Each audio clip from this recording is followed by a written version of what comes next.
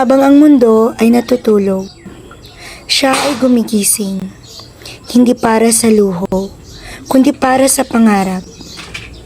Hindi niya hinihintay ang swerte, pinagpapaguran niya ito. Pagod ang katawan, pero buo ang loob. Sanay siyang pasanin ang responsibilidad na parang korona. Tahimik niyang nilalabanan ang pagod, lungkot at takot.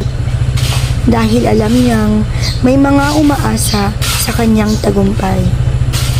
Hindi niya kailangan ng titulo para mapatunayan ang lakas niya. Araw-araw siyang bumabangon, hindi dahil obligado, kundi dahil determinado. Isa siyang babae, hindi lang basta masipag, kundi matatag, marangal at malaya.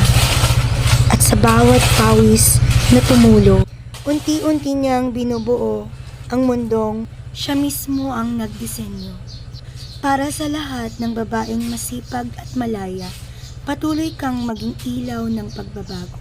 Ang iyong lakas at sipag ay inspirasyon at pamana sa lahat.